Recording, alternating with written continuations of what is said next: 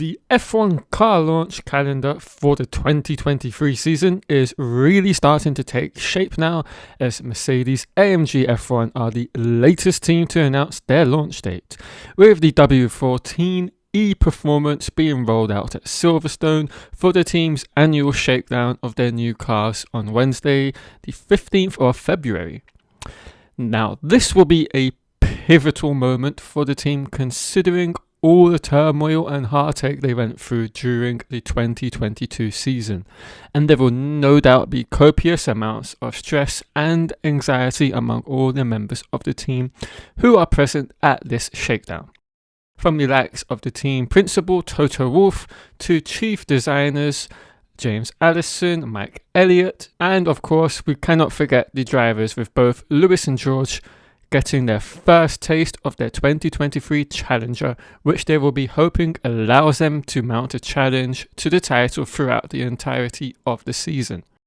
This shakedown is going to be like no other for the team, as I believe they will be looking to push the limits of the W14 right from the get-go in one particular direction, which is to run the car as low to the ground as they look for answers to see whether they have remedied the porpoising that they were hampered by all the way throughout the 2022 season. Now, this ironically was very much still evident at the last Grand Prix of the year during the Abu Dhabi weekend, with most teams actually experiencing this effect during this event as well. So, with this all being said, just what can we expect to gather from this first initial shakedown at Silverstone? Well, for starters, if we're going off of recent years with how Mercedes tend to release these press images and footage of the actual shakedown, we generally have to wait an extra day from the actual day of filming. So, this year, the shakedown is on the 15th. I would expect to see actual official releases from the team themselves the day after on the 16th. But as we all know, if you've been following Formula One for any amount of time, there is always people at the track that somehow manage to get in there and take some kind of spy shots and then leak it out to us.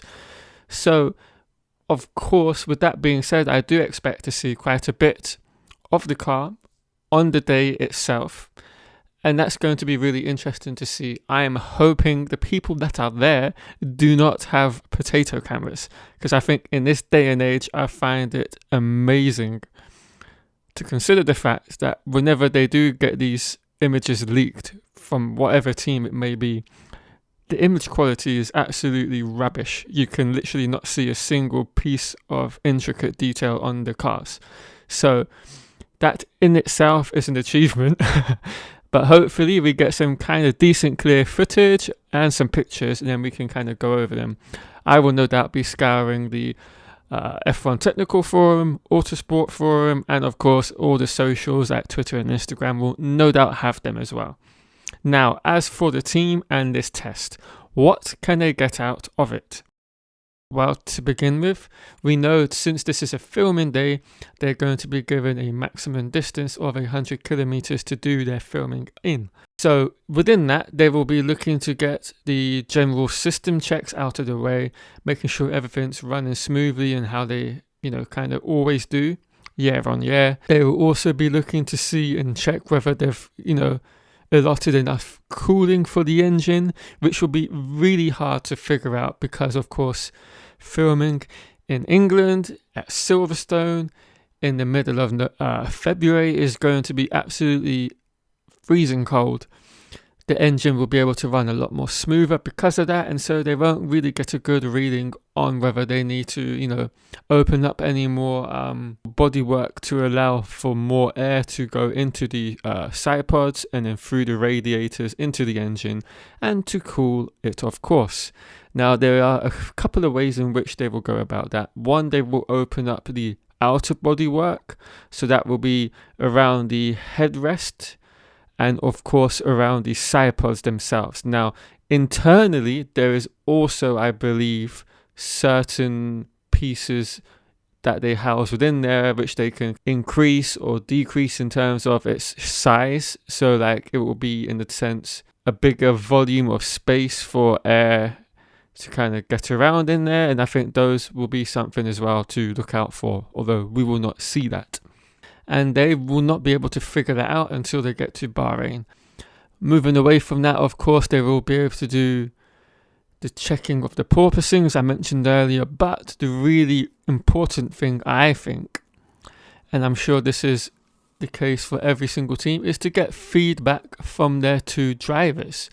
Both Lewis Hamilton and George Russell will be each getting, of course, 50 kilometers during this filming day to test out their new challenger for the season, see how their initial feedback and reactions are to the car, whether they're positive and negative. Of course, they're going to go into a lot more detail than what I've just done. They'll be saying whether it's understeery, oversteery, whether the car's twitchy, whether it's doing everything they were expecting it to do. And of course, depending on whether the day itself that they film on is wet or dry, they will be able to use different sets of tyres. And so they'll get a feel for the tyres as well. Although having said that, if I'm not mistaken, they might be show run tyres. So it might be kind of irrelevant in that particular point. But yeah, anyway, driver feedback will be key. All the data they will gather along with that feedback will be then sent to the factories, where they will then have, I believe, roughly 2 weeks to go over and then kind of come up with their generalized run plans for the first couple of days or for the first pre-season test out in Bahrain, and then kind of go from there.